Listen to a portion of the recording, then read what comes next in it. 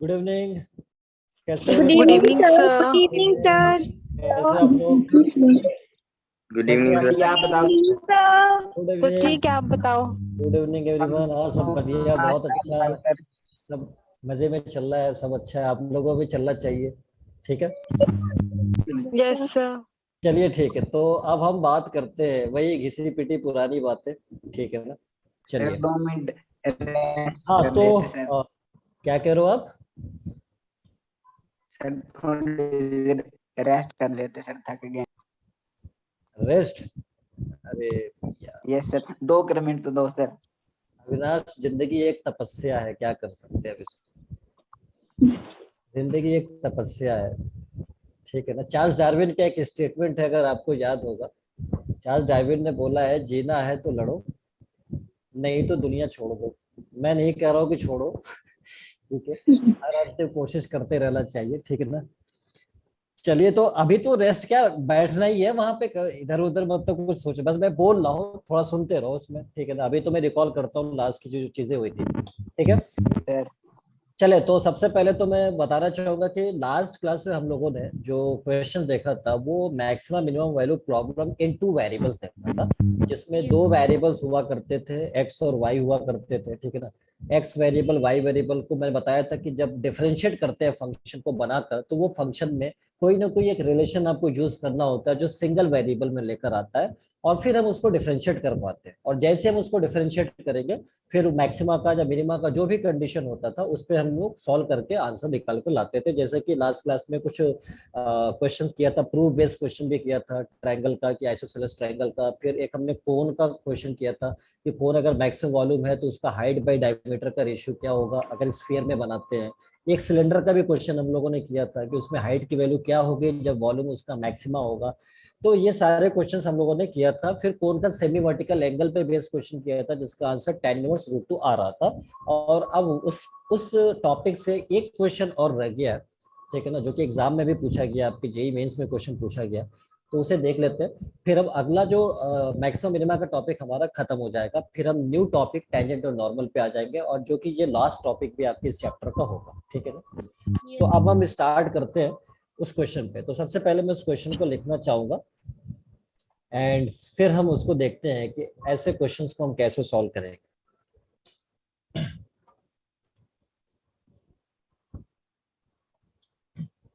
तो question is that, सबसे पहले अ सेक्टर, ठीक है, a sector is formed, a sector is formed from A sector is formed from a wire of, from a 20 meter long 20 meter long wire, 20 meter long wire. Find maximum area, find maximum area of sector, maximum area of sector, ये पूछा गया। तो question में क्या बोला, question में कह रहा है कि एक वायर से, ठीक है ना।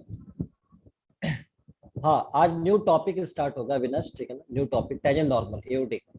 क्वेश्चन में पूछा गया कि एक सेक्टर है वो 20 मीटर लॉन्ग वायर से बनाया जाता है। तो मान लो कि मैं यहाँ पे एक लॉन्ग वायर ले लेता हूँ, जैसे मान लो कि एक वायर है, ये एक वायर हो गया, सपोज ये एक वायर हो गया, दिस इज 20 मीटर, इसकी लेंथ हमारा 20 मीटर है।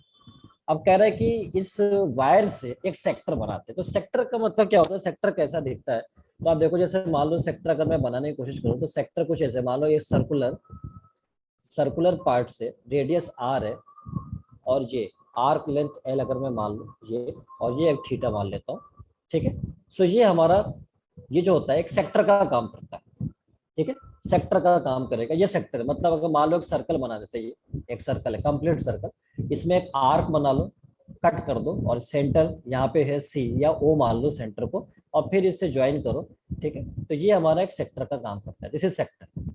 तो सर्कल का ये रेडियस आर दोनों सेम ही रहेगा। Angle theta should B radian, इतना याद रखना है कि थीटा जो है वो रेडियन में होना चाहिए, यहाँ पे रेडियन में हम लेते हैं। और जो आर्क लेंथ है उसे हम एल मान लेते हैं, दिस इज एल। तो आपने ऐसा कुछ फॉर्मूला पहले पढ़ा होगा ट्रिग्नोमेट्रिक इक्वेशन में 11th क्लास में कि angle theta equals to arc length upon radius. पढ़ा है नहीं पढ़ा, जल्दी बताना मेरे को।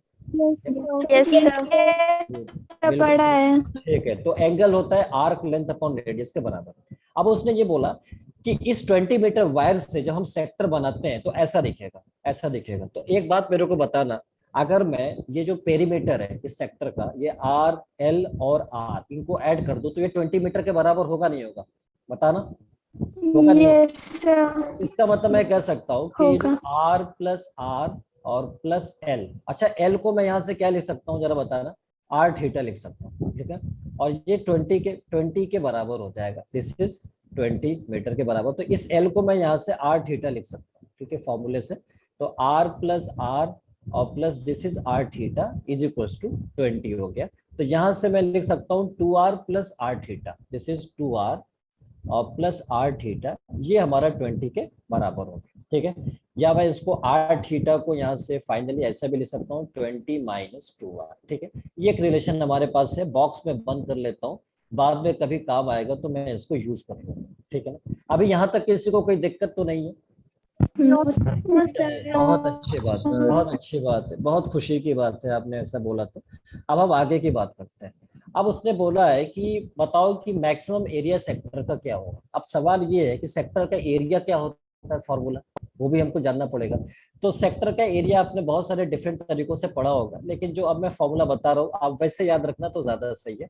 सेक्टर का एरिया आपको याद रखना है half R square theta, where theta should be in radian. ये ध्यान में रखना है कि थीटा जो है वो हमारा एक रेडियन में होना चाहिए। ये आप हो सकता है आपने 180/360 का फॉर्म में आपने याद किया होगा, लेकिन आप उसे भूल के बस इतना याद रखो तो भी ये बात चल जाएगा, ठीक है। तो एरिया ऑफ सेक्टर का फॉर्मूला ये आपको आज से याद रखना है, हाफ आर स्क्वायर थीटा। तो आप बताओ, आप सब लोग आज शपथ लेते हो कि ये फॉर्मूला याद रहेगा? यस सर चलिए ठीक है, बिल्कुल। तो आप जो है बिल्कुल इसको याद रखिएगा। अब देखना, अब हमने बताया था कि अब जो भी हम डेटा में दिया जाता है वो कांस्टेंट वैल्यू होती है, कांस्टेंट वैल्यू होती है जो डेटा में गिवन होता है। तो अब देखो यहाँ पे लेंथ गिवन था 20 मीटर, ये तो कांस्टेंट वैल्यू है, ठीक है, ये कांस्टेंट वैल्यू है। अब हम जो एरिया का फंक्शन तो बना दिया, अब मुझे डिफरेंशिएट करना है कि ये कब मैक्सिमा हो रहा है, पॉइंट ऑफ मैक्सिमा चाहिए, क्योंकि ऐसे निकालते थे हम कोन के क्वेश्चन में भी, सिलेंडर के क्वेश्चन में भी।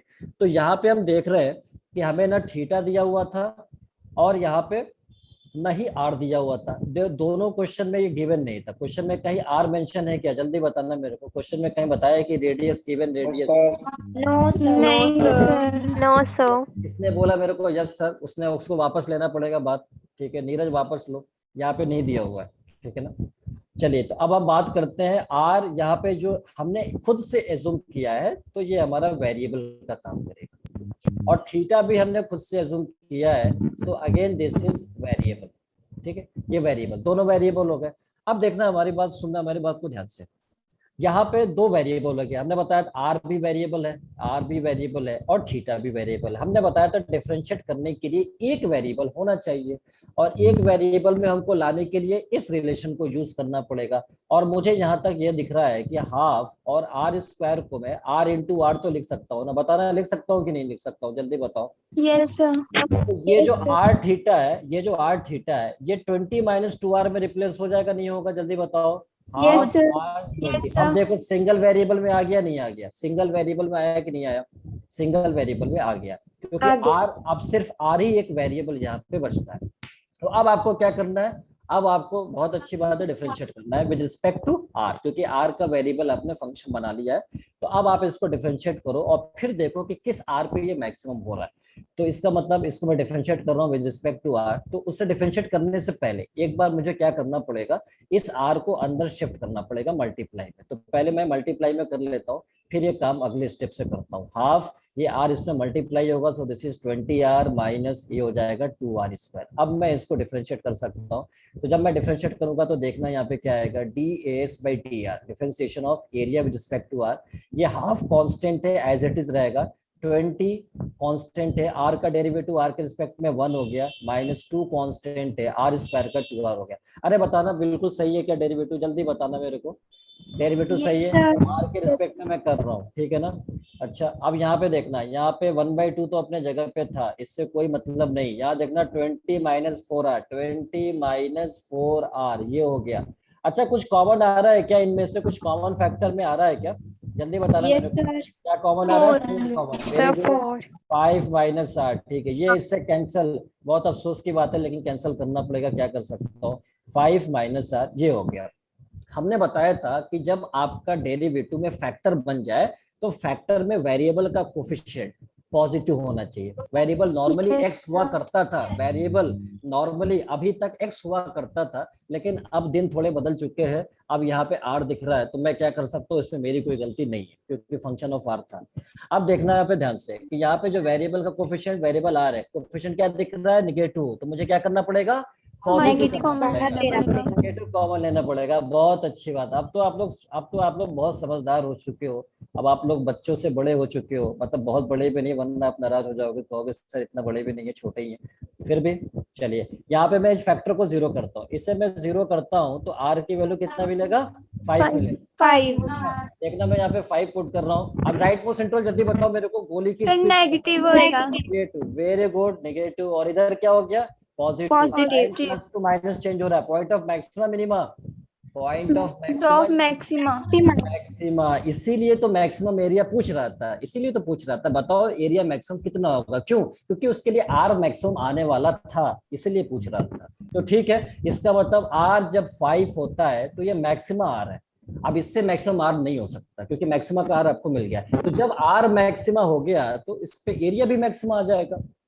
अब आपको क्या करना है, एरिया निकालना है। तो मैक्सिमम एरिया आपको निकालने के लिए फॉर्मूले में जहां आर था, यहाँ पे आप चाहो यहाँ पे पुट कर लो, ठीक है, ये वाला एक्सप्रेशन, यहाँ पे आर की वैल्यू पुट कर लो, इधर पुट कर लो या यहाँ पुट कर लो, बात देखिए दोनों एक ही रिलेशन है। तो आर की वैल्यू चलो मैं यहाँ पे पुट कर लेता हूँ, यहाँ पे थोड़ा सिंपल होगा, आर की वैल्यू मैं यहाँ पे पुट कर देता हूँ, तो देखना यहाँ पे कितना आने वाला है, हाफ तो था ही यहाँ पे, और इधर कितना था, इधर कितना था, देखना जरा, आर हमारा कितना है, 5 है, 20 - 2 × 5 हो जाएगा, तो 5 20 माइनस, इधर हो गया 5 20 - 2 × 5, तो अब देखना यहाँ पे ये हो जाएगा 1/2 5 हो जाएगा, और 20 - 10 कितना हो गया, जरा बताना, 10 हो गया, ये इससे कैंसिल होके 5 हो गया, टोटल कितना हो गया 25, और मीटर स्क्वायर ये एरिया, ये मैक्सिमम एरिया है। बताना समझ आई बात, जल्दी बताना मेरे को। Yes sir. Very good. अब देखना, ये क्वेश्चन तो जेई मेंस से पूछा जा चुका है प्रीवियसली, ठीक है, ये ऐसा क्वेश्चन अक्सर पूछ लेते हैं सेक्टर पे, एरिया के बेस पे, वो बहुत आसानी से हम इसको कर सकते हैं। लेकिन अब मैं क्या करूंगा, एग्जाम में मैं इस तरह से टाइम पास नहीं करूंगा। मैंने आपको एकेडमिक स्टैंडर्ड लेवल पे बता दिया कि अगर आपको एग्जाम में पूछ ले एकेडमिक में, तो फिर आपको इतना ही करना पड़ता है, क्योंकि वहां पे टाइम पास ज्यादा करना होता है हमको, एमसीक्यू क्वेश्चन में टाइम पास नहीं करना। तो देखो मैं इस क्वेश्चन का शॉर्ट ट्रिक बताता हूँ कि बहुत आसानी से आप इस क्वेश्चन को डील कर पाओगे। तो देखना जनाब पे मैं इस क्वेश्चन का शॉर्ट ट्रिक बताता हूँ, बहुत आसानी से हम सॉल्व करेंगे। अब उसके लिए पहले एक स्टेटमेंट लिखना, जरा मुझे मैं बोल रहा हूँ, लिख लेना एक बार, शॉर्ट ट्रिक में स्टेटमेंट लिखना। बोलना स्टार्ट करो क्या? Yes sir. ठीक है, मैं बोलता हूँ, लिखिए। देखिए, maximum area of sector, maximum area of sector, maximum area of sector formed by, maximum area of sector formed by wire of length L, maximum area of sector formed by wire of length L is given by L square by 60, is given by L square by 60। मतलब ये formula याद रखना है। अगर आपको कोई wire का length दे दिया और आपसे बोलेगा बताओ मैक्सिमम एरिया कितना होगा, तो एल की जगह फॉर्मूले में पुट करना है यहाँ पे, और इसका स्क्वायर अपॉन 16 सॉल्व कर लोगे, डायरेक्ट आंसर आ जाएगा। अब देखना क्वेश्चन में एल कितना दिया था, 20 मीटर दिया था, नहीं दिया था, बताना।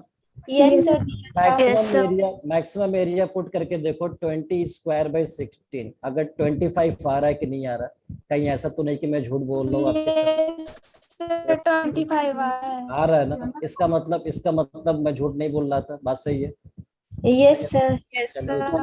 ठीक है, बिल्कुल सही। इसका मतलब ये है कि एरिया जो है इतना होगा। अब आप इसी को फॉर्मूले को यूज करना जब आपको एमसीक्यू क्वेश्चन करना है, लेकिन जब आपके बोर्ड्स में आता है तो आप इससे आंसर वेरीफाई कर सकते हो, ठीक है ना। तो ये तो कहानी हो गई मैक्सिमा मिनिमा की, ठीक है ना। तो हम सबको ये टॉपिक बहुत याद आएगा। तो मैक्सिमा मिनिमा के टॉपिक खत्म होते ही अब जो नए टॉपिक शुरू करने से पहले हम लोग कुछ देर मौन करते हैं, क्योंकि बहुत ही यादगार पल रहेगा।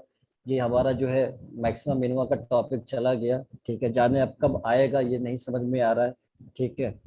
तो चलिए अब हम बात करते हैं अगले टॉपिक का, टेंजेंट और नॉर्मल का, ठीक है ना। तो नम आंखों से इसको विदाई देते हुए हम लोग आगे बढ़ेंगे, दैट इज मैक्सिमा और मिनिमा तो खत्म हो गया, सॉरी। अब हम बात करेंगे टेंजेंट नॉर्मल। तो आप लोगों में से कोई ऐसा तो नहीं आज बहुत इमोशनल हो रहा है इस टॉपिक को खत्म होने से? No, sir. नहीं मैं सर, समझ सकता हूँ, आपकी भावनाओं को समझ सकता हूँ। सर हम खुश हैं, नया टॉपिक शुरू हो रहा है। अच्छा ठीक है, चलिए। तो टेंजेंट एंड नॉर्मल की हम बात करेंगे। सबसे पहली बात, खुशी की बात ये है कि ये जो चैप्टर है, ये जो टॉपिक है, इस चैप्टर का सबसे लास्ट है, दैट इज टेंजेंट और नॉर्मल। इसमें दो टॉपिक आ रहा है, नाम से पता चल रहा है, एक तो टेंजेंट आ रहा है, दूसरा नॉर्मल आ रहा है। सबसे पहले हम टेंजेंट के बारे में पढ़ेंगे, देन हम नॉर्मल के बारे में पढ़ेंगे। बहुत ही आसान सा टॉपिक है और बहुत ही इजीली अंडरस्टेबल है। तो हम पहले इसको एक कर्व से समझते हैं। जैसे मैं मान लेता हूँ ये हमारे पास वाई एक्सिस है और ये एक्स एक्सिस है, ये एक्स एक्सिस है और ये वाई एक्सिस है। एक रैंडम कर्व हमने मान लिया, कोई सा भी एक रैंडम कर्व, ठीक है।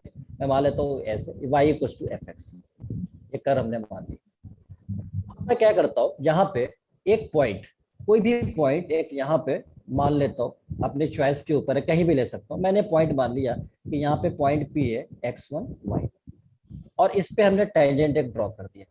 टेंजेंट का मतलब होता है टच करते हुए कर्व को जो लाइन जाती है, मतलब छूते हुए लाइन जाती है। अगर हम उसको हिंदी भाषा में बोले तो मतलब टच करते हुए, छूते हुए लाइन जा रही है, कर्व को बिल्कुल टच कर रही है, तो हम उसको टेंजेंट कहते हैं। तो टेंजेंट एक लाइन है, कोई नई चीज नहीं है, वो एक लाइन होती है, बस कर्व को टच करते हुए जाती है। तो सिंस हमने मान लिया कि इस पॉइंट पे ये लाइन टच कर रही है, तो ये टेंजेंट का काम कर रही है, ये टेंजेंट है। अब हमसे क्या क्या पूछा जाता है टेंजेंट पे? दो चीज पूछी जाती है। एक तो पूछा जाएगा बताओ स्लोप ऑफ टेंजेंट क्या होगा, और दूसरा पूछा जाएगा कि बताओ कि इस टेंजेंट की इक्वेशन क्या होगी। ये टेंजेंट चूंकि ये लाइन है, तो लाइन की इक्वेशन तो हम सब पढ़ते हैं, तो इसकी इक्वेशन भी पूछी जाती है कि बताओ टेंजेंट की इक्वेशन क्या होगी। तो सबसे पहले हमने आपको पहले भी बताया था कि टेंजेंट का स्लोप होता है डी वाई बाई डी। बताओ बताया था नहीं बताया था? डी वाई बाई डी बताया था। Yes, Yes, sir. sir, बताया मुझे था। तो मुझे क्या करना पड़ेगा, मुझे इसका अगर स्लोप चाहिए टेंजेंट का, तो मुझे ये कर्व दिया जाएगा, मैं इसको डिफरेंशिएट कर लूंगा, बहुत शराफत से इसको डिफरेंशिएट कर रहा हूँ। D Y by D X कितना हो जाएगा, एफ डैश एक्स, ये आ गया, ठीक है। अब मुझे इस पॉइंट पे निकालना होगा, बोलेगा बताओ इस पॉइंट पे कितना होगा, तो मैं क्या करूंगा, इस पे दिखा, ऐसे दिखा, एक लाइन बनाते हैं, इसका मतलब होता है डी वाई बाई डी। अब क्या करते हैं, जहां जहां एक्स है उसको x1 से रिप्लेस कर देते हैं, जहां जहां एक्स है उसको कहां से रिप्लेस करते हैं, x1 से रिप्लेस कर देते हैं। तो इस x को हम x1 से रिप्लेस कर देंगे। अच्छा, y को भी y1 से रिप्लेस कर देते हैं। अगर सपोज मान लो कई बार ऐसा भी होता है सिर्फ x दिख रहा है तो x1 से रिप्लेस कर दो, या सिर्फ y दिख रहा है तो y1 से कर दो, या दोनों दिख रहे हैं तो दोनों से कर दो। तो यहाँ पे सिर्फ x दिख रहा है तो मैंने x1 से रिप्लेस कर दिया, तो f डैश x1 आ गया। तो ये हमारा जो D Y by D X है, ये स्लोप ऑफ टेंजेंट आ गया। Slope of tangent, slope of tangent at point P x1 y1, ठीक है। समझ आ गई बात? यहाँ तक बताना जरा मेरे को, समझ आ गई? Yes, sir. Yes, sir. अब मुझसे पूछा जाएगा कि बताओ इक्वेशन ऑफ टेंजेंट क्या होगा। तो मैं अब अगला यहाँ पे लिखने वाला हूँ इक्वेशन ऑफ टेंजेंट, ठीक है। तो अभी मैं यहाँ पे टेंजेंट की बात कर रहा हूँ, तो हमारा जो यहाँ पे टॉपिक है मेनली टेंजेंट की बात हो, टेंजेंट की, ठीक है। तो इक्वेशन ऑफ टेंजेंट हम कैसे लिखेंगे, तो देखना, लाइन की इक्वेशन हमने 11th क्लास में बताया था, ठीक है, कि अगर एक लाइन है, इस पे एक पॉइंट आपको पता है, मान लो x1 y1, और इस लाइन का स्लोप अगर आपको पता है, मान लिया m, तो इसका इक्वेशन का फॉर्मूला क्या होता था, equation of line y minus y1 equals to m और x माइनस x1, और इसका हमने नाम दिया था पॉइंट स्लोप फॉर्म। याद करो, हमने बताया था नहीं बताया था? बचपन के वो दिन याद करिए, Yes, sir. Yes, sir, बचपन के वो बताया। दिन जाने कहाँ चले गए। पॉइंट स्लोप फॉर्म बताया था हमने, ठीक है। तो इसलिए आपको याद आ रहा होगा, ठीक है। तो जो भी नोटबुक कराया जाए आपको उसको याद मतलब ध्यान में रखे रहना, जो भी कराया जाता है टॉपिक, ठीक है। तो पॉइंट स्लोप फॉर्म हमारा हो गया। पॉइंट स्लोप फॉर्म, इसको याद हमें रखना है जो कि यूज में आने वाला है, पॉइंट स्लोप फॉर्म। अब देखना, अब यहाँ पे जो हमारा y1 x1 है वो तो ठीक है, वही रहेगा, यहाँ पे x1 y1 तो है हमारे पास, लेकिन m जो होगा ये m रिप्लेस हो जाएगा, किससे रिप्लेस होगा, इस वाले से रिप्लेस होगा, dy बाई dx। तो देखना इक्वेशन ऑफ टेंजेंट क्या होगी, y minus y1 equals to m, m का मतलब अब टेंजेंट का स्लोप होगा, स्लोप ऑफ टेंजेंट कितना होगा, dy by dx eight x1 y1 और इनटू x माइनस x1। तो अब dy बाई dx जो आपने यहाँ पे निकाला है, बाद में आप इसको पुट कर दोगे, जब इसको पुट करोगे तो क्या आएगा, y minus y1 equals to f dash x1 और इनटू x माइनस x1। सो ये हो जाएगा हमारा टेंजेंट की इक्वेशन। बताना सही है कि नहीं है? Yes sir. ठीक है, अभी हम जब एग्जाम्पल जब देखेंगे तो और ज्यादा क्लियर कर पाएंगे चीजों को, लेकिन फिलहाल आपको इतना पता चलना चाहिए। तो यहाँ तक किसी को कोई दिक्कत नहीं होना चाहिए।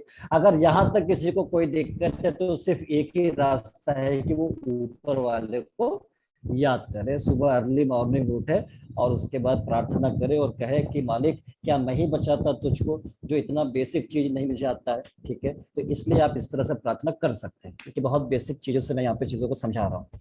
ठीक है, तो ये तो हमारा टेंजेंट की इक्वेशन हो गई कि ये होता है। अब इसके बाद कुछ इंपॉर्टेंट केसेस हैं जो हम नोट में देखने वाले हैं, जो एग्जामिनर क्वेश्चन के अंदर उस टर्म को यूज करता है। तो अब हम बात करेंगे यहाँ पे नोट के बारे में। ठीक है, तो यहाँ पे कुछ इंपॉर्टेंट नोट है जो हम यहाँ पे ध्यान में रखेंगे। तो सबसे पहले नोट फर्स्ट की हम बात करते हैं। First point, if tangent is parallel to X axis. मान लो कि टेंजेंट जो है वो एक्स एक्सिस के पैरेलल हो जाए, तब क्या होगा। तो यहाँ पे मान लो कुछ इस तरह से होगा, ये वाई एक्सिस होगा, ये एक्स एक्सिस होगा, दिस इज वाई एक्सिस। मान लो ये कर्व हो गया।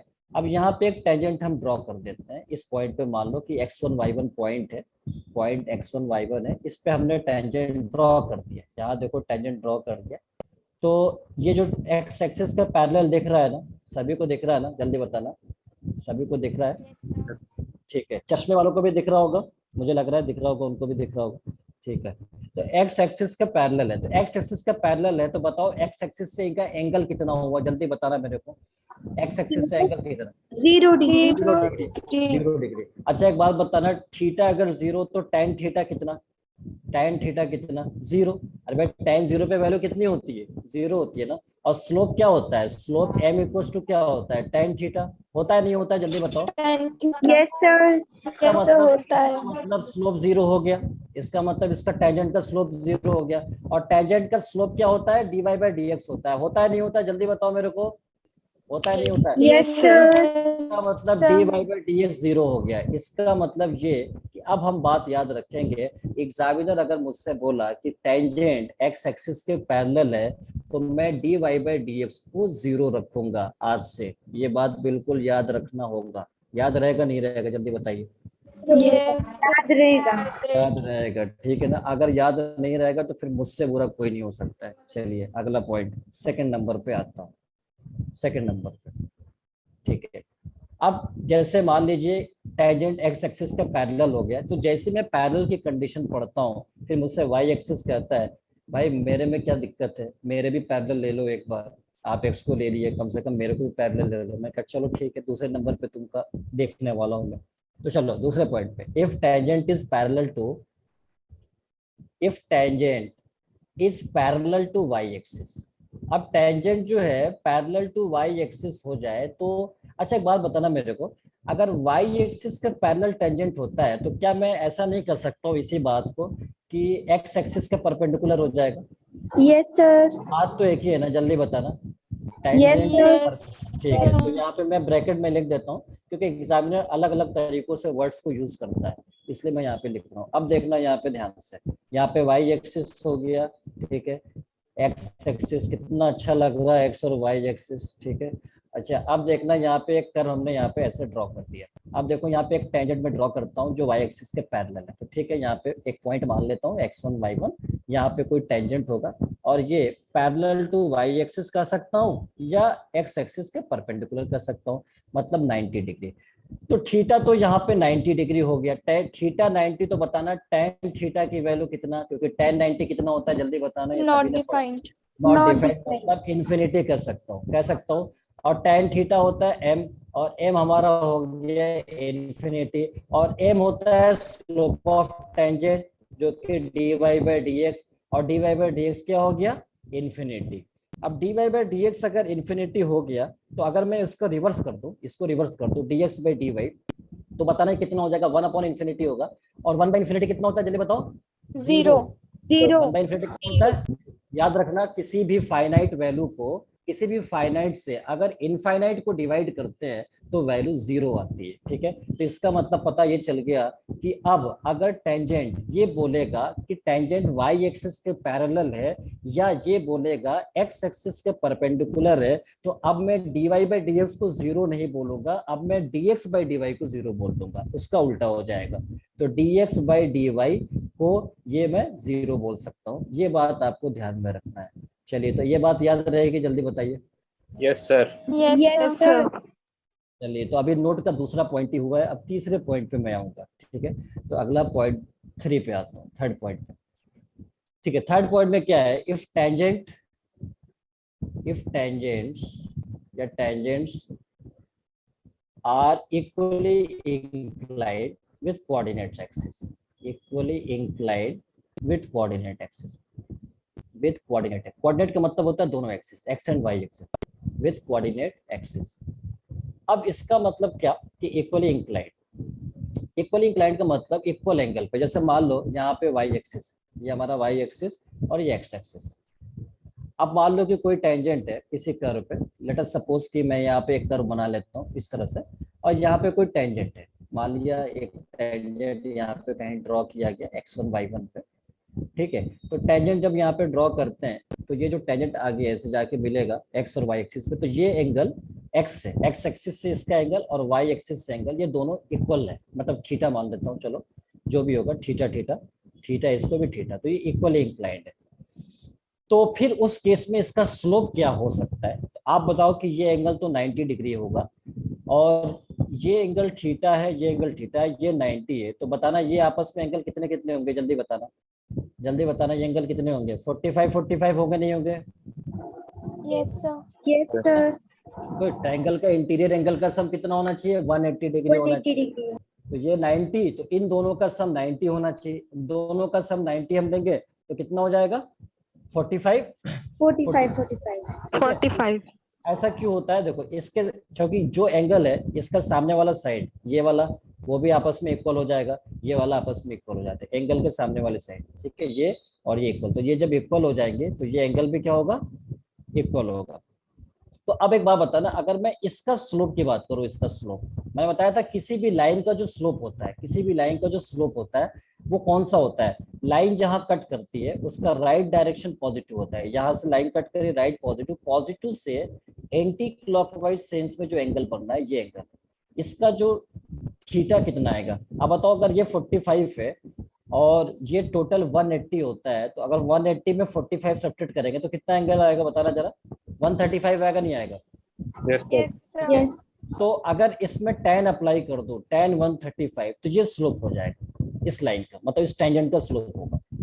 तो tan 135 की वैल्यू कितनी होती है, जरा बताना, ये तो पहले भी देखा था, 180 माइनस 45 लिख सकता हूँ क्या, बताना, tan 135 को 180 माइनस 45 लिख सकता Yes, हूँ sir. क्या? Yes sir. tan 180 minus theta plus tan theta minus tan theta, जल्दी बताओ, plus tan 10 180 minus theta minus plus theta, 10 कैसे, 180 यहाँ पे आता है, माइनस 180 10 यहाँ पे आता है, हाँ, तो सेकंड क्वाड्रेंट में tan नेगेटिव होता है, इसलिए माइनस tan थीटा का मतलब 45, और tan 45 होता है 1, बाहर लगा है माइनस, तो हो गया -1। तो इसका मतलब क्या हुआ कि इस टेंजेंट का स्लोप आ गया यहाँ से -1, मतलब m इक्वल्स टू -1। लेकिन जरूरी थोड़ी है कि टेंजेंट जो है वो ऐसे ही जा रहा होगा, टेंजेंट का भी ऐसे भी तो जा सकता है ना, मान लो ऐसे मान लेता हूँ, ऐसे मान लेता हूँ, ऐसे जा सकता है। अब ये एंगल और ये एंगल आपस में इक्वल होंगे, मतलब ये 45 होगा और ये 45 होगा।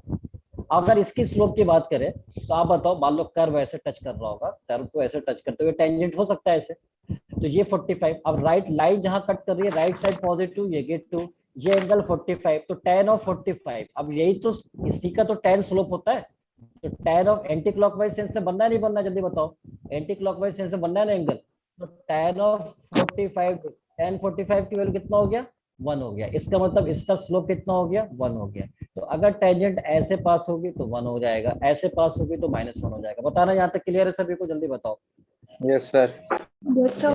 इसी तरह से जब आप इधर बनाओगे या इधर बनाओगे तो आप देखोगे ओवरऑल वैल्यू या तो प्लस आता है या +1 आता है या -1 आता है, इसके अलावा कोई नहीं आता, क्योंकि टेंजेंट जो है इसकी पॉसिबल कंडीशन क्या हो सकती है, या तो ये होगी या तो ये होगी या तो ये होगी और या तो ये होगी, तो ये पॉसिबल कंडीशन है, उन सबसे +-1 होता है। बहुत बार एग्जामिनर क्या करता है, वो स्पेसिफाई कर देता है आपको क्वेश्चन में, बोलेगा टेंजेंट फर्स्ट क्वाड्रेंट से पास हो रही है तो सिर्फ और सिर्फ आप ये वाला केस लोगे तो उसके लिए m-1 हो जाता है, बोलेगा टेंजेंट सेकंड क्वाड्रेंट से पास हो रही है तो सिर्फ और सिर्फ ये केस लोगे और उसके लिए m1 हो जाता है, या इससे होगा या इससे होगा तो इसके लिए -1 हो जाएगा, अगेन m की वैल्यू -1 होगी, आप चेक कर लेना, यहाँ पे भी 1 की वैल्यू +1 होगी, तो डिपेंड करता है, अगर कुछ नहीं बोला तो ये दोनों केस हमको लेना पड़ता है, ठीक है, +-1। तो आई होप कि ये बात समझ में आ गई होगी। Yes, sir. ठीक है, अब Yes, इसका sir. आखिरी पॉइंट, इसी चीज को एग्जामिनर जो है, इसी पॉइंट को जो हमने लिखा है, इसको एग्जामिनर दूसरे ढंग से बोलता है, तो दूसरे ढंग से कैसे बोलता है वो मैं अगले पॉइंट पे यहाँ पे बता रहा हूँ। तो पॉइंट नंबर 4 जो कि लास्ट पॉइंट होता है, ठीक है, if tangents are if tangent makes equal intercepts on coordinate axis, equal intercepts on coordinate axis, मतलब x एंड y एक्सिस में इक्वल इंटरसेप्ट अगर बना रही है तो उस केस में क्या होता है, तो देखना यहाँ पे, ये y एक्सिस ये x एक्सिस, बात एक ही चीज है, मतलब एक ही चीज को दूसरे तरीके से वो बोलता है। तो अब बताना जरा ध्यान से यहाँ पे कि मान लो कि हमने टेंजेंट किसी कर्व पे, ये हमारा कर्व है, यहाँ पे कोई पॉइंट हो गया x1 y1 और इस पे हमने टेंजेंट ड्रॉ कर दिया और ये कह रहा है कि ये इक्वल इंटरसेप्ट बना रही है कोऑर्डिनेट एक्सिस पे, इक्वल सॉरी हाँ कितना इक्वल इंटरसेप्ट का मतलब, कोऑर्डिनेट का मतलब x और y इंटरसेप्ट, लाइन जहां यहाँ पे कट करती है, जैसे x एक्सिस में यहाँ कट करती है तो ओरिजिन से ये जो लेंथ कहलाता है वो x इंटरसेप्ट कहलाता है, और लाइन अगर y एक्सिस में कट ये तो ओरिजिन से ये लेंथ y इंटरसेप्ट कहलाता है। तो ये कह रहा है जब दोनों लेंथ सेम होगा, ये एंगल 90, तो बताना ये एंगल कितना, जल्दी बताना, 45 होगा नहीं होगा, जल्दी बताओ। Yes, क्योंकि दो sir. साइड, इसका मतलब वही केस हो गया ना जो पीछे वाला केस था, वही केस बनेगा ना, जल्दी बताना, वही केस हाँ बनेगा। जी. अगर आप टेंजेंट ड्रॉ करोगे इधर तो फिर ये लेंथ इक्वल लोगे तो फिर वही केस बनेगा। इसका मतलब ये एग्जामिनर जो है आपको दूसरे तरीके से अगर बोलता है तो भी आप अगर केसेस लोगे तो ये 4 केसेस बनते हैं और उन सबसे केस में स्लोप जो आता है या तो प्लस या तो माइनस ही आता है। और अगर कोई स्पेसिफाई कर दिया है कि इसी क्वाड्रेंट में है फर्स्ट में, तब +1 ले लो, या इधर -1 ले लो सॉरी, और अगर इधर है तो +1 ले लो, फिर इधर है -1 +1, कुछ नहीं बोला तो सभी ले लो, +-1 ये लेते हैं। ये 4 पॉइंट हमको ध्यान में रखना है क्योंकि ये क्वेश्चन के अंदर यूज में आता है, ठीक है। पहला पॉइंट क्या देखा था, टेंजेंट अगर पैरेलल होगी x एक्सिस के तो dy/dx की वैल्यू 0 होता है, टेंजेंट अगर y एक्सिस के पैरेलल होगा तो dx/dy 0 होता है, और टेंजेंट अगर इक्वल एंगल पे इंक्लाइंड है दोनों एक्सिस से तो स्लोप की वैल्यू +-1 दोनों हो सकता है, या टेंजेंट अगर इक्वल इंटरसेप्ट कोऑर्डिनेट एक्सिस पे बना रही है तो भी स्लोप की वैल्यू +-1 दोनों हो सकता है। ये बात समझ में आ गई यहाँ तक, जल्दी बताना। Yes, sir. Yes, किसी sir. को यहाँ तक किसी को कोई दिक्कत कोई गिला शिकवा यहाँ पे तो बता सकता है मेरे से? No, sir. नहीं सर। नहीं, मतलब ऑल क्लियर। तो अब आप लोग तैयार हो क्वेश्चन के लिए? Yes, sir. चलिए, तो अब मैं क्वेश्चन यहाँ से स्टार्ट करता हूँ। तो देखना, सबसे पहले बेसिक क्वेश्चन से शुरू करेंगे। Find the slope of tangent, find the slope of tangent, find the slope of tangent, slope of tangent to the slope of tangent to the curve, to the curve y equals to x cube minus x at x equals to 2, at x equals to 2, ये हो गया, ठीक है। अब देखना question में क्या बोला, उसने बोला कि बताओ टेंजेंट इस कर्व पे टेंजेंट का स्लोप कितना होगा x इक्वल टू 2 पे। अब मैंने बताया था किसी भी पॉइंट पे जो स्लोप होता है मतलब उसके दो होते हैं कोऑर्डिनेट्स x1 और y1। तो x1 तो आपको दिया हुआ है 2, y1 नहीं दिया है। तो y1 अगर जरूरत पड़ेगी तो हम x की वैल्यू यहाँ पे 2 पुट कर देंगे, y आ जाएगा, कोई दिक्कत नहीं है। और अगर जरूरत नहीं पड़ेगी तो फिर काहे को टाइम खराब करना, हम टाइम खराब नहीं करते एग्जाम के अंदर, तो इसलिए हम उसको फाइंड नहीं करेंगे। तो अभी हमको सबसे पहले यही पता है कि स्लोप ऑफ टेंजेंट का मतलब होता है dy बाई dx, मतलब y को डिफरेंशिएट करना है विद रिस्पेक्ट टू x। तो अब मैं इसको डिफरेंशिएट करता हूँ, देखना डिफरेंशिएट किया dy बाई डी, डिफरेंशिएशन आपको पता है बहुत आसानी से, x2 का डेरिवेटिव 3x स्क्वायर हो जाएगा माइनस x का डेरिवेटिव x के रिस्पेक्ट में 1 हो जाता है। बताओ होगा नहीं होगा, जल्दी बताओ मेरे को। होगा नहीं होगा। अब dy बाई dx पूछ रहा है x की वैल्यू 2 पे, तो अब मुझे क्या करना है, एट x इक्वल्स टू 2 यहाँ पे दिखाना है। तो फिर जहां जहां x है उसको 2 से रिप्लेस करेंगे, 3 इंटू 2 स्क्वायर माइनस 1, ये हो जाएगा 12 माइनस 1 और ये हो जाएगा 11। सो आंसर आ गया हमारा 11। बताओ क्या क्वेश्चन बहुत समझ में आ गई कि नहीं, जल्दी बताना मेरे को। Yes, sir. Yes, sir. ठीक है, तो हम अगले क्वेश्चन पे आए, अगले क्वेश्चन पे आते हैं। अब देखना अगला क्वेश्चन, अगला क्वेश्चन में बोल रहा है कि find the point eight which, find the point, find the point eight which, find the point at which the tangent to the curve, the tangent to the curve, tangent to the curve आपको दिया हुआ है y equals to √4x minus 3 और -1 ये बाहर है, has its slope, has its slope ये दे रखा है इक्वल्स टू 2/3। अब क्वेश्चन देखना, क्वेश्चन कई बार उल्टा भी पूछ लेता है, मतलब कई बार आपको क्या बोलता है, स्लोप दे के पॉइंट पूछ लेता है, बहुत बार पॉइंट दे के स्लोप पूछ लेता है। जैसे यहाँ पे जो अभी पहला क्वेश्चन देखा उसमें पॉइंट दिया था, एक्स कोऑर्डिनेट और स्लोप पूछ लिया। अब आपको स्लोप दिया है और पॉइंट पूछ रहा है। तो अब हम जैसे मान लो कि अगर मैं घर से अपने स्कूल जाता हूँ तो क्या स्कूल से घर वापस नहीं आ सकता हूँ या उधर ही गायब हो जाऊंगा, जल्दी बताना मेरे को। क्या स्कूल की तरफ जाऊंगा तो गायब हो जाऊंगा या घर पे आ पाऊंगा, आऊंगा ना। तो इसलिए अगर मेरे को सीधा रास्ता आता है, अगर मेरे को सीधा रास्ता आता है तो उल्टा रास्ता वापस आना चाहिए मेरे को, ठीक है। तो अब मैं वही बात यहाँ पे देखने वाला हूँ कि कैसे हम घर पे वापस आएंगे। नहीं वो तो एग्जाम्पल था, यहाँ पे पॉइंट पे वापस आना है, ठीक है। चलो अब मैं बात करता हूँ, ये कर्व है, कर्व पहले मैं लिख लेता हूँ, y equals to √4x minus 3, 4x minus 3 और इधर -1। तो सबसे पहले उसने बोला है कि स्लोप जो है 2/3। मैं कहूँ ठीक है, स्लोप अगर 2/3 है, किसी पॉइंट पे बोल रहा है कि उस पॉइंट पे स्लोप 2/3 है, तो बताओ वो पॉइंट कौन सा था, ये पूछ रहा है। तो मैं पहले क्या करूंगा, मैं इसको डिफरेंशिएट करूंगा, फिर देखता हूँ कि स्लोप कितना आता है। तो dy बाई dx, तो यहाँ पे हमने बताया था कुछ डेरिवेटिव आपको याद रखना होता है, जैसे √x का डेरिवेटिव, कितना होता है जल्दी बताओ, 1/√x। तो देख लो, इसको थोड़ी देर के लिए x मान लो, तो रूट का डेरिवेटिव हो गया 1/2 और रूट में यह है 4x minus 3 into chain rule से इसका भी करेंगे अंदर वाले का। तो 4 तो कांस्टेंट है, x का 1 हो गया और इसका डेरिवेटिव कितना हो गया 0, तो उसे लिखने की जरूरत नहीं है। और इसका भी डेरिवेटिव 0, तो इसे भी लिखने की जरूरत नहीं है। समझ में आया डेरिवेटिव, जल्दी बताओ मेरे को एक बार। Yes, sir. उसके बाद इसे मैं कैंसिल कर देता हूँ 2, ठीक है। इसे कोई 41 ना समझ ले, इसलिए मैं यहाँ पे मल्टीप्लाई दिखा रहा हूँ, ठीक है। तो ये हो जाएगा 2 अपॉन और √4x माइनस 3, ये हमारा dy बाई dx आ गया। लेकिन मुझे वो पॉइंट देखना है जहाँ पे इसका स्लोप दिया हुआ था 2/3, जो वो पॉइंट पूछ रहा है कि पॉइंट कौन सा है। तो ठीक है, मैं मान लेता हूँ कि वो पॉइंट जो होगा वो x1 y1 पे स्लोप दिया होगा। तो x1 y1 पे, अब यहाँ तो x को x1 से रिप्लेस कर पाऊंगा, y तो नहीं है, तो मैं क्या कर सकता हूँ, तो x को x1 से रिप्लेस करता हूँ, तो 2 अपॉन √4x माइनस 3। अब उस पॉइंट पे स्लोप आ गया जो पॉइंट पूछना चाह रहा है, और उसकी वैल्यू कितना दिया था क्वेश्चन में, उसने दिया है 2/3 दिया है। तो मैं यहाँ पे 2/3 इसको रिप्लेस कर रहा हूँ। यहाँ पे देखो 2 से 2 कुछ कैंसिल भी हो रहा है, यहाँ पे √4x1 माइनस 3 जो है वो देखना यहाँ पे किसके बराबर हो रहा है, 3 के बराबर हो रहा है। अब मैं स्क्वायरिंग कर देता हूँ बोथ साइड। जब मैं स्क्वायरिंग करूंगा तो देखना यहाँ रूट रिमूव हो जाएगा, squaring both side, squaring both side. तो रूट यहाँ पे रिमूव हो जाएगा।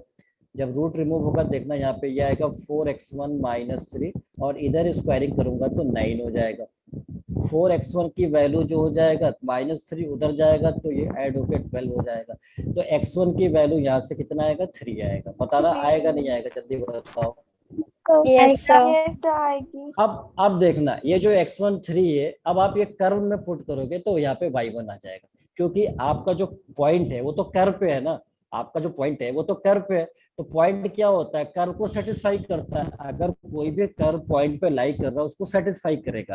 तो सेटिस्फाई का मतलब पॉइंट का y कोऑर्डिनेट को y1 से रिप्लेस कर सकते हो और x कोऑर्डिनेट को x1 से रिप्लेस कर सकते हो। तो यहाँ पे हमने रिप्लेस कर दिया। अब जो x1 आपको आया है 3 वो यहाँ पे पुट करना पड़ेगा, तो y1 भी आ जाएगा। तो देखना y1 कितना आ रहा है, y1 इक्वल्स टू इधर होगा √4 और x1 आपका 3 है -1, इधर -1 है। ठीक है, ये कितना था, x1 की वैल्यू 3 था, तो ये कितना हो गया, ये 12, अच्छा -3 है ना, सॉरी यहाँ पे कितना है -3, यहाँ पे -3, दिस इज -3, तो यहाँ पे आप -3 लिखोगे, दिस इज -3। ठीक है, तो सॉरी यहाँ पे हो गया -3, तो -3 हो गया। अब 12 - 3 कितना हो गया, 9। तो 9 का स्क्वायर रूट तो हम सबको पता है कितना होता है, 3 माइनस यानी 2 हो गया। यानी y1 भी पता चल गया और x1 भी पता चल गया। तो इससे अच्छी बात क्या हो सकती है कि पॉइंट जो पूछ रहा था x1 y1 वो मेरे पास अब आ चुका है 3,2। ये यहाँ से बताओ, यहाँ तक समझ में आया कि नहीं आया? कोई झूठ Yes, नहीं sir. बोलेगा पहली बात, यस सर। कोई झूठ Yes, नहीं sir. बोलेगा। अच्छा, आज जनता बहुत तादाद में दिख रही है, बहुत अच्छी बात है।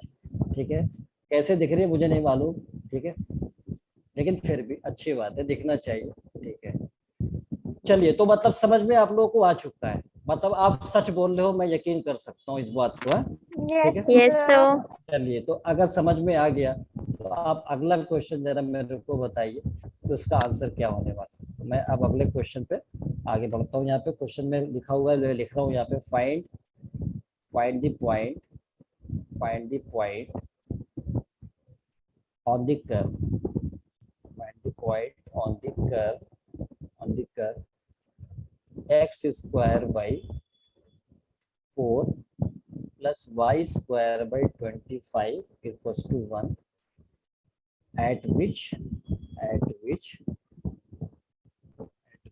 tangents are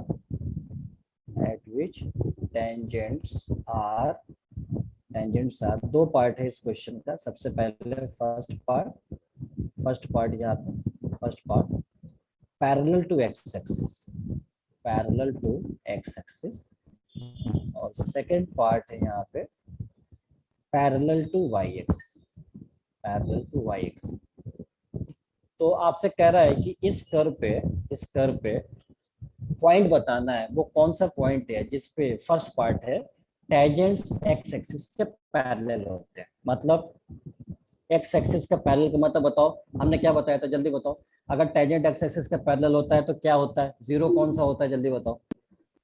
टेंजेंट अगर पैरेलल टू dy/d, तो अब आपको क्या करना है, हाँ, अब आपको क्या करना है, बिल्कुल शराफत से अब आपको इसको डिफरेंशिएट करना है। यहाँ से dy/dx आएगा, उसे 0 करना है, ऑटोमेटिक आपको पॉइंट मिल जाएगा। तो जल्दी बताना, टाइम मत लेना आप।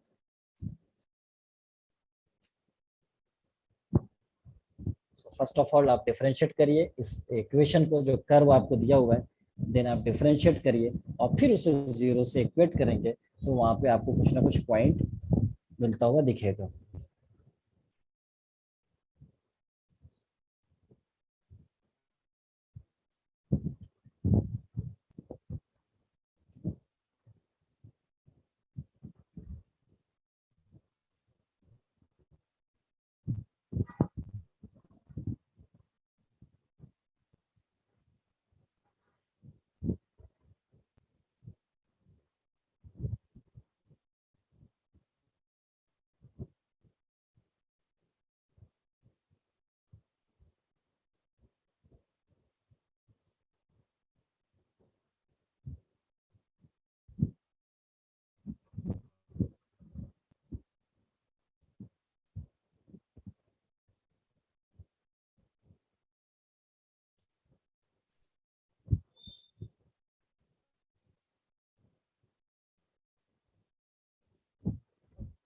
तो हम स्क्वायर को डिफरेंशिएट करेंगे x के रिस्पेक्ट में। तो डिफरेंशिएशन वेरी सिंपल, ये जो 1/4 है उसे आप कांस्टेंट है बाहर रख लो, x स्क्वायर का 2x हो जाएगा, प्लस उसी तरह से यहाँ पे 1/25 कांस्टेंट है बाहर रख लो, y स्क्वायर का 2y इंटू वाई का dy ओवर dx, और ये तो कांस्टेंट है, इसका डेरिवेटिव 0 हो जाएगा। अब इसमें 2 जो है कॉमन फैक्टर में यहाँ पे दिख रहा है। अच्छा आ भी रहा आंसर मेरे को। अर्शिया फर्स्ट केस में x इक्वल टू 0 और y equal to, very good Arshiya, very good, point सही है आपका। 0 comma +-5 is the correct answer. And उसी तरह से सेकंड पार्ट में dx बाई dy को 0 कर देना है, यानी आपने dy बाई dx निकाला होगा, आप dx बाई dy उसका उल्टा करके 0 कर देंगे, क्योंकि अगला केस में पैरेलल टू y एक्सिस, तो भी पॉइंट आपको आ जाएगा। बिल्कुल सही है, ठीक है। चलिए, और बाकी सारे अभी निकाल रहे हैं क्या? जल्दी करो, ये तो बहुत सिंपल है, ठीक है। तो 2 से डिवाइड कर देते हैं बोथ साइड। तो देखो यहाँ पे 2 से डिवाइड करेंगे तो ये खत्म हो जाएगा, इधर भी इधर भी, तो इधर कैंसिल हो जाएगा ये, तो सिर्फ आएगा x/4 और प्लस ये भी कैंसिल हो जाएगा, तो इधर आ जाएगा y/25 dy ओवर dx, और इधर हो जाएगा वैल्यू 0। सो y/25 और dy/dx ये हमारे पास एज इट इज, ये टर्म उधर जाएगा तो -x/4 हो जाएगा। सो यहाँ पे जो dy/dx है, अगर मैं इसको निकालने की कोशिश करूँ तो ये उधर 25 चला जाएगा, तो -25x, और इधर आ जाएगा 4y। अब फर्स्ट केस में आपसे क्या बोला गया? फर्स्ट केस में ये बोला है कि फर्स्ट केस में if tangent is parallel to x axis, अगर x एक्सिस के पैरेलल होगा तो हमें पता है, यस आंसर आ भी गया है, 0, वेरी गुड, और सीमा +-2, वेरी गुड, बहुत अच्छी बात, बहुत अच्छा आंसर, सही है, बिल्कुल करेक्ट है, ठीक है, सही। तो अब पैरेलल टू x एक्सिस की बात कर रहे हैं, तो यहाँ पे dy/dx की वैल्यू 0 हो जाएगा। तो dy/dx आपने निकाला हुआ है, तो dy/dx यहाँ पे 0 कर देना होगा। वेरी सिंपल सी बात है, इसको 0 करेंगे। जब हम यहाँ पे 0 करेंगे तो देखना हमारा dy/dx कितना था, ये था -25x अपॉन 4y, इसे हमने 0 कर दिया, क्रॉस मल्टीप्लाई में ये 0 हो जाएगा, तो -25x 0 हो गया। सो फाइनली x की वैल्यू यहाँ से 0 हो गया। अब जब x आपका 0 हो गया तो आप कर्व में पुट करोगे तो y आ जाएगा, यहाँ पे x को 0 पुट कर दो, x को 0 पुट करोगे तो देखना यहाँ से y भी आ जाएगा, ये तो टर्म 0 हो गया, और प्लस y²/25 इक्वल्स टू 1, तो y² इज इक्वल्स टू 25, तो y की वैल्यू आ गया +-5। इसका मतलब जो पॉइंट आपको मिला, x तो 0 है और y जो आ गया +-5, यानी अगर आप इसको लिखोगे तो 0,5 लिख सकते हो या 0,-5 लिख सकते हो। ये यस यस अर्शिया बिल्कुल सही है, +-2, और y की वैल्यू यहाँ पे हमारा क्या हो जाएगा, 0 होगा, ठीक है, वेरी गुड, ठीक है। तो ये हो जाएगा 0,+-5। बताओ समझ आया बाकी सारों को? Yes sir. ठीक है। उसी तरह से सेकंड वाले केस में क्या करना होता है, सेकंड वाला केस अगर आप देखो तो पैरेलल टू y एक्सिस है, तो वेरी सिंपल। तो पैरेलल टू y एक्सिस का मतलब हमने आपको पहले ही बता दिया था कि dx/dy 0 हो जाता है, तो dx ओवर dy जो है ये आपको 0 करना है, तो dy/dx का रेसिप्रोकल कर लो, dx/dy आ जाएगा। जब हम इसका रेसिप्रोकल करेंगे तो dx ओवर dy ये ऊपर जाएगा, तो 4y और -25x हो जाएगा, इसे 0 करना है, तो 4y - 25x को हम यहाँ से 0 कर देंगे, तो ये क्रॉस मल्टीप्लाई में 0 हो जाएगा, तो 4y की वैल्यू 0 हो जाएगा, तो y की वैल्यू 0 हो जाएगा। अब y की वैल्यू 0 हो गया तो कर्व यहाँ पे आपके पास था ही, यहाँ पे y को 0 पुट करेंगे, तो जब y 0 पुट करेंगे तो x²/4 1 हो जाएगा, तो x²/4 और y तो 0 हो गया, इधर 1 हो गया, तो फाइनली x²/4 की इक्वल्स टू 1 हो गया। सो यहाँ से x² किसके बराबर, 4 के बराबर हो गया, तो x की वैल्यू यहाँ से +-2 हो गया। इसका मतलब अगर हम पॉइंट के फॉर्म में लिखे तो +-2,0, या इसको आप 2,0 या सेपरेट फॉर्म में -2,0 ये लिख सकते हो, ठीक है ना, सही है? Yes sir. ठीक है, किसी को दिक्कत यहाँ पे? No sir. Very good.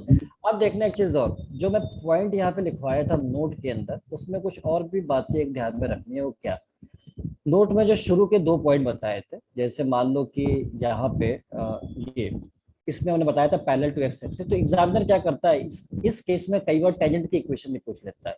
अच्छा एक बात बता रहा कि अगर कोई लाइन एक्स एक्सिस के पैरेलल है तो उसकी जो इक्वेशन होती है, कोई भी इक्वेशन लाइन की, वो y इक्वल्स टू कांस्टेंट होती है या x इक्वल्स टू कांस्टेंट होती है? जल्दी बता रहा। अगर कोई लाइन x एक्सिस के पैरेलल हॉरिजॉन्टल लाइन है, तो हॉरिजॉन्टल लाइन जो होता है y equals to constant value होती है या x equals to Y is equal to constant. y equals to constant. Very good. तो y इक्वल्स टू कांस्टेंट कौन सा होता है? इस पॉइंट का y कोऑर्डिनेट होता है, y कोऑर्डिनेट। इसको क्या लिख सकता हूँ? y equals to y। तो ये जो कहलाता है ये डायरेक्ट टेंजेंट की इक्वेशन आ जाती है।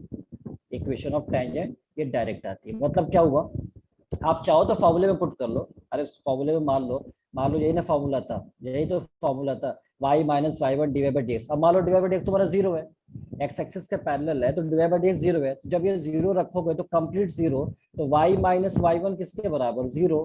तो y इक्वल टू किसके बराबर? y1 के बराबर। तो ये इक्वेशन ऑफ टेंजेंट आ जाती है। तो अब हम याद रखते हैं इसको कि अगर टेंजेंट एक्स एक्सिस के पैरेलल है तो जो टेंजेंट की इक्वेशन आएगी वो y इक्वल्स टू पॉइंट का y coordinate, that is y। बात समझ में आ गया? Yes, sir. अच्छा अब दूसरी बात, यहाँ पे अगर बात करें, अब यहाँ पे वर्टिकल है तो वर्टिकल लाइन की इक्वेशन क्या होती है? x इक्वल्स टू कांस्टेंट होती है। तो अगर x एक्सिस के परपेंडिकुलर है तो जो इसकी टेंजेंट की इक्वेशन होगी, अगर मैं इसकी इक्वेशन लिखूं, इक्वेशन ऑफ टेंजेंट, तो x इक्वल्स टू कांस्टेंट, तो x इक्वल्स टू कांस्टेंट कितना दिख रहा है? x कोऑर्डिनेट होता है, x कोऑर्डिनेट। तो ये कितना होगा? x1। तो ये आपको याद रखना है कि अगर टेंजेंट आपका पैरेलल टू y एक्सिस हो या परपेंडिकुलर टू y एक्सिस हो तो उसकी equation x equals to point का x कोऑर्डिनेट होगा। और अगर tangent parallel to x axis है तो उसकी इक्वेशन टेंजेंट की y equals to y coordinate होगा। ये बात याद रखना, ठीक है ना? बात समझ में आ गई यहाँ तक? जल्दी बताना। Sir. ठीक है, तो मैं अब आगे क्वेश्चन पे आता हूँ। तो अगला क्वेश्चन मैं यहाँ पे लिख रहा हूँ। अगला क्वेश्चन, कभी भी टेंजेंट की इक्वेशन में अगर ये दो केस मिल गया तो आप टेंजेंट की इक्वेशन डायरेक्ट लिख सकते हो। तो मैं यहाँ पे क्वेश्चन लिख रहा हूँ, find the equation of tangent, find the equation of tangent, equation of tangent, find the equation of tangent to the curve, y equals to sin 2x plus 2 sin x,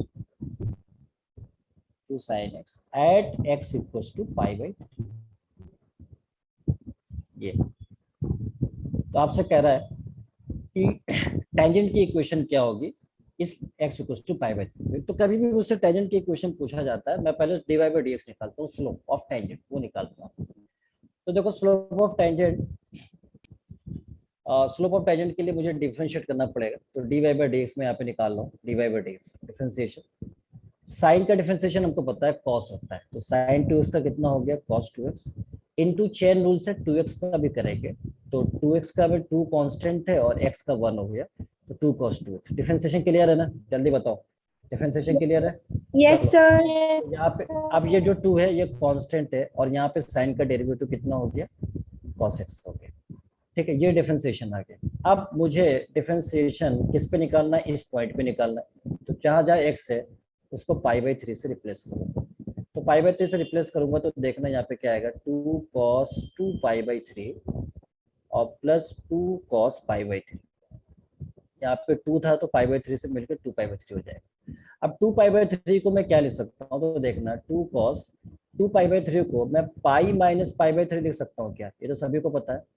और 2 cos पाई बाई 3 को मैंने अभी cos pi by 3 as it is लिख दिया, कोई दिक्कत नहीं है।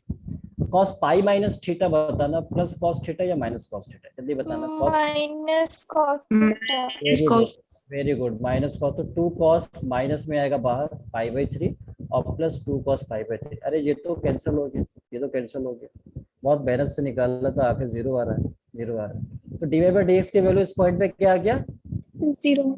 टेंजेंट की इक्वेशन मेरे दिमाग में आ रहा है, अभी कुछ देर पहले बताया था कि अगर dy बाई dx 0 तो इक्वेशन ऑफ टेंजेंट बताना x इक्वल्स टू पॉइंट का x कोऑर्डिनेट या y इक्वल्स टू पॉइंट का y कोऑर्डिनेट। जल्दी बताओ, टेंजेंट अगर 0, टेंजेंट का स्लोप 0 तो वो टेंजेंट क्या होगा, ऐसे हॉरिजॉन्टल बनेगा या वर्टिकल बनेगा, जल्दी बताना। हॉरिजॉन्टल, हॉरिजॉन्टल में, Horizontal. तो हॉरिजॉन्टल में इक्वेशन क्या आती है, y इक्वल्स टू y1 या x equals to x1? X equal to X1. अच्छा, y इक्वल्स टू x1, ये तो पहली बार सुन रहा हूँ मैं। Y equal to X1. y equals to y1 यहाँ लिखा हुआ है हॉरिजॉन्टल पे, y equals to y1 divide by एक जीरो है यहाँ पे, देखो और ध्यान से, y इक्वल्स टू y1। अगर वर्टिकल होती है तो x इक्वल्स टू x1, ठीक है। तो इसका मतलब क्या हुआ कि इसका जो टेंजेंट की इक्वेशन आएगा यहाँ पे जो टेंजेंट की इक्वेशन आएगा, यहाँ पे तो जीरो हो गया। अब मैं लिखूंगा equation of tangent, equation of tangent ऐसे केस में वो y इक्वल्स टू y1 होगा। अब सवाल ये y1 तो मुझे पता ही नहीं है, तो x1 तो पता है ना, ये x1 होता है, x1 π/3, यहाँ पे जहाँ से x से π/3 पुट करेंगे तो यहाँ से y1 आएगा। तो निकालना y1 कितना आ रहा है जरा देखना। तो y1 इक्वल्स टू यहाँ पे पुट करो, ये sin 2 π/3 हो जाएगा, दिस इज sin 2 π/3 और प्लस, और इधर कितना होगा 2 sin π/3 हो जाएगा, 2 sin π/3।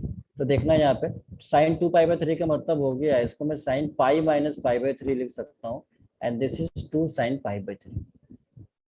अब जरा देखना sin पाई minus theta plus sin theta minus sin theta, जल्दी बताना। Plus sin theta. Plus, very good, सही, sin π/3 यानी प्लस sin थीटा हो जाएगा, और प्लस 2 sin π/3, ये 2 sin π/3 sin π/3 मिलके 3 sin π/3 हो गए, और 3 तो अपने जगह पे, sin π/3 की वैल्यू कितना होता है √3/2, तो दिस इज 2 √3/2। इसका मतलब y1 आ गया, तो डायरेक्ट इक्वेशन ऑफ टेंजेंट आ गया, y equals to y1 is 3√3/2। ये हमारे पास आंसर हो गया। समझ आई कि नहीं, जल्दी बताओ। Yes, sir. आ गया. समझ आ गया? कोई झूठ तो नहीं बोल रहा है मुझसे, जल्दी बताना। No, sir. अब अगर एग्जामिनर थोड़ा इसका शक्ल बिगाड़ के लिख दे तो उसमें हमारी कोई गलती नहीं है, मैं वो भी बता देता हूँ कैसे लिख देता है। कई बार इसको इधर भेज देगा 2y इक्वल्स टू, ताकि आप थोड़ा सा डाउट में आ जाओ। ठीक, कभी कभी ऐसे भी लिख देता है 2y माइनस 3√3 ऐसे आएगा, 3√3 इक्वल्स टू 0, 3√3 इक्वल्स टू 0 ऐसे करके लिख देता है, ठीक है ना, ऐसे करके। या कभी इस तरह से लिख देता है y माइनस 3√3/2, जब आप इसको इधर ट्रांसफर करोगे इक्वल टू 0। तो बात एक ही है, आप कैसे भी घुमा के लिख दे इधर उधर, तो डिपेंड ऑन कि कैसे आपको ऑब्जेक्टिव में ऑप्शंस बना रखा है उसके अकॉर्डिंग। और अगर आपको डिस्क्रिप्टिव बोर्ड्स का एग्जाम देना है तो आप यहाँ पे क्वेश्चन को खत्म कर सकते हो, बिल्कुल सीधा सा आंसर यहाँ पे हो जाएगा, ठीक है ना। तो अगर ये बात समझ में आ गई तो मैं आगे बढ़ सकता हूँ। आगे बढ़ने से पहले मैं ये पूछना चाहता हूँ कि मॉड्यूल के क्वेश्चन ट्राई किया था क्या किसी ने? मॉड्यूल के क्वेश्चन ट्राई किया था आप लोगों ने? Yes, sir. अच्छा, किया था। क्वेश्चन सॉल्व हो रहे थे नहीं हो रहे हैं, जल्दी बताइए। Yes, sir. मैक्सिमम मिनिमम तो Yes, sir. हो रहे थे. मैक्सिमम मिनिमम के क्वेश्चन अब आप लगा सकते हो, अच्छी तरीके से सॉल्व कर सकते हो। अच्छा, कुछ उसमें डाउट्स भी आ रहे हैं? Yes, sir. अच्छा, कोई डाउट्स आ रहे हैं? किसके डाउट्स आ रहे हैं? सीमा, डाउट्स आ रहे हैं क्या? No, sir. अच्छा, किसी ने बोला मेरे को, डिम्पल, यस सर, किसी ने बोला मेरे को भी। ठीक है, तो कोई बात नहीं, डाउट जो भी होंगे आप, वो एक्स्ट्रा क्लास होगी आपकी और संडे में हुआ करेगी, तो उसमें अभी तो इस वीक में किसी और की हुई थी, फिजिक्स हुई थी शायद, तो जो भी क्लास होगी उसमें आप मुझसे डिस्कस कर सकते हैं, और बाकी कुछ एडिशनल हम भी डिस्कस करेंगे आपके साथ, जो इम्पोर्टेंट Yes, पॉइंट्स, ठीक है ना। आगे बढ़े फिर। Yes, sir. Yes, sir. हाँ, एक मिनट आगे बढ़ते हैं। किसी का मैसेज भी मेरे पास, सर आज इतनी ही होगी क्लास। अरे इतनी ही होगी, अच्छा थक गए इसका मतलब। अच्छा, आप लोग थक गए क्या मेरे क्लास में, जल्दी बताना मेरे को, थक गए आप लोग? Sir. नहीं सर. अच्छा, चले तो बहुत अच्छी बात। तो आगे लिखिए, find the equation of tangent, find the equation, find the equation of tangent, equation of tangent to the curve, to the curve, to the curve y equals to x cube minus 1 into x minus 2, where it meets, where it meets at x axis, where it meets at x axis. ठीक है, ये तो question में क्या है, एक बार थोड़ा सा सही से पढ़ लो आप। क्वेश्चन में बोला है कि टेंजेंट की इक्वेशन क्या होगी, कर्व आपको दिया हुआ है ये, जब ये कर्व एक्स एक्सिस पे मीट कर रही है। तो देखो दो इस पे क्वेश्चन बनता है। आपको यहाँ पे क्वेश्चन में बोला गया है जब एक्स एक्सिस पे ये कर्व मीट करेगी तो बताओ वहां पे टेंजेंट की इक्वेशन क्या होगा। एक क्वेश्चन तो ये बनता है, दूसरा क्वेश्चन ये बनता है कि बताओ ये कर्व वाई एक्सिस पे मीट करेगी तो टेंजेंट की इक्वेशन क्या बनेगा। अभी एक्स एक्सिस पे मीट कर रही है, तो ये दो तरीके हैं, दोनों में से मैं बता दूंगा क्या करना होगा। एक बात बताना मेरे को कि यहाँ पे मैं वाई एक्सिस लिखता हूँ, ठीक है, ये वाई एक्सिस बनाता हूँ, ठीक है, ये वाई एक्सिस, ये x axis, x axis, y axis. अब बताना कोई कर्व है, जैसे मान लो कि मैं कोई कर्व ऐसे बनाता हूँ, ये कोई कर्व है। अब बताओ ये कर्व एक्स एक्सिस पे अगर मीट करेगी तो क्या जीरो होगा, जल्दी बताना क्या जीरो होगा यहाँ पे। अगर एक्स एक्सिस पे मीट करेगी तो क्या जीरो होगा, एक्स एक्सिस पे क्या होता है वाई जीरो, वाई जीरो होगा। इसका मतलब एक्स कुछ ना कुछ होगा, वाई जीरो होगा। ठीक है, तो इसका मतलब ये कि मुझे पॉइंट निकल कर आएगा इस कर्व में, इस कर्व में मैं वाई को जीरो पुट करूंगा तो एक्स एक्सिस पे पॉइंट पता चल जाएगा वो कौन सा पॉइंट है जहाँ पे मीट कर रही है, तभी तो मैं उसका टेंजेंट निकाल, स्लोप निकाल पाऊंगा उस पॉइंट पे, और तभी तो इक्वेशन लिख पाऊंगा। तो मैं क्या करूंगा, ये जो कर्व मुझे दिया हुआ है y equals to x cube minus one और x माइनस टू, तो इसमें मैं y को जीरो से रिप्लेस करूंगा बिकॉज ये कर्व एक्स एक्सिस पे मीट कर रही है, वहां पे पॉइंट चाहिए। y जीरो करूंगा तो इधर एक्स क्यूब माइनस वन और x माइनस टू, ये दोनों जीरो। अब दो फंक्शन है उसका प्रोडक्ट जीरो कब हो सकता है, या तो ये जीरो हो जाए और या तो ये जीरो हो जाए, या तो ये जीरो हो जाए। अब अगर बताओ अगर ये जीरो होगा तो एक्स क्यूब की वैल्यू वन, तो एक्स की वैल्यू कितना होगा, वन होगा, होगा नहीं होगा जल्दी बताओ। और Yes, अगर sir. इसमें जीरो करे तो एक्स की वैल्यू टू हो गया। अब दोनों के लिए वाई तो जीरो ही था ना, दोनों के लिए तो वाई जीरो था। इसका मतलब दो पॉइंट आ गया, एक तो 1,0 और दूसरा 2,0।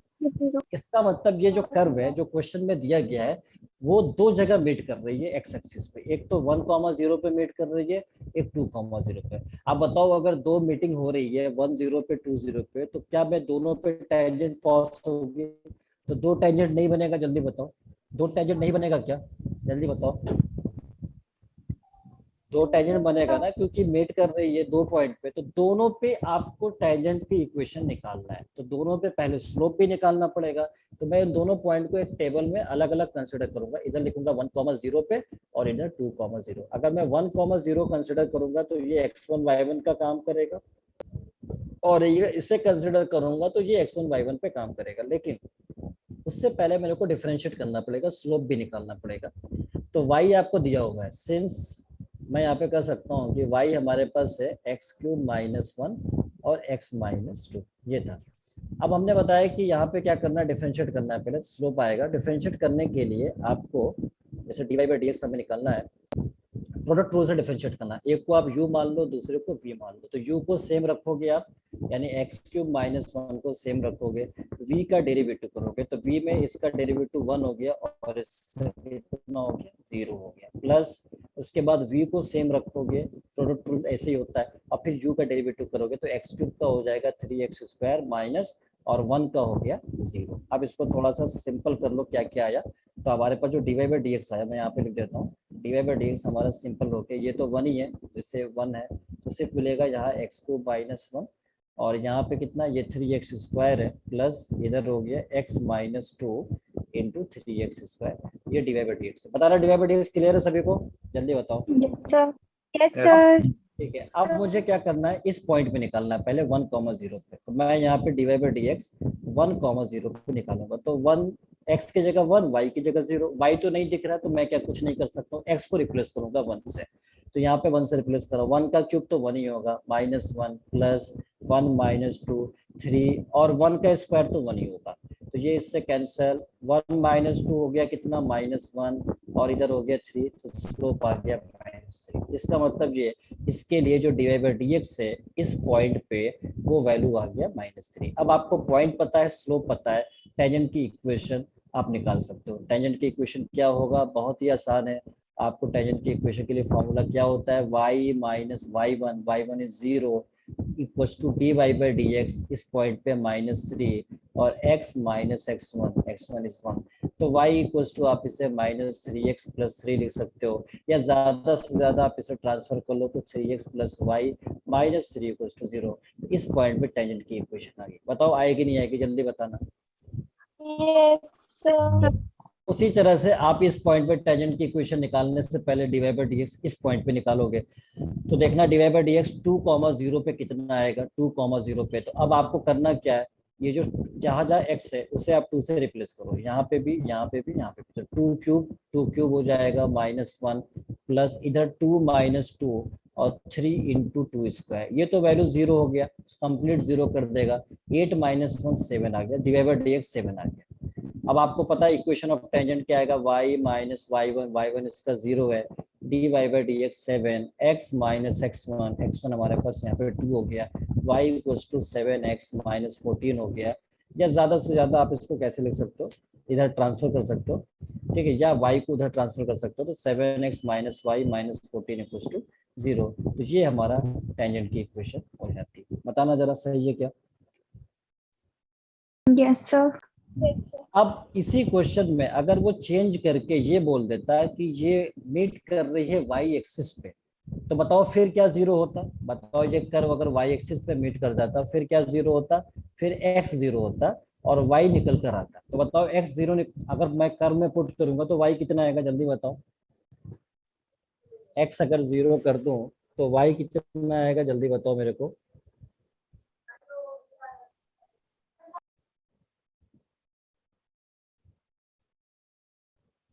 कितना आएगा, जल्दी बताओ। 2. हाँ 2 ही तो आएगा, बिल्कुल सही है। देखना, मान लो यहाँ पे 0 पुट करेंगे तो इधर -1 इधर -2 मल्टीप्लाई होके +2 हो जाएगा। तो आप 0,2 एक ही पॉइंट आ रहा है। अब उस पे पहले क्या करते हैं, dy/dx निकालते हैं स्लोप निकालने के लिए। उस पॉइंट पे dy/dx निकल कर आ जाता है 0,2 पे, फिर टेंजेंट की इक्वेशन आ जाती है।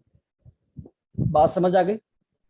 Yes, sir sir. तो किसी को कोई डाउट तो नहीं है? No, sir. सर No, ठीक है। sir.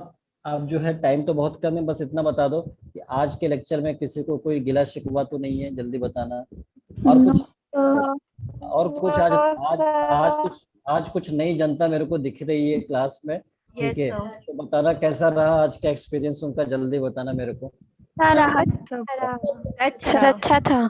अच्छा था, बहुत अच्छा भी होगा मगर आपको बने रहना पड़ेगा हमारे साथ, ठीक है?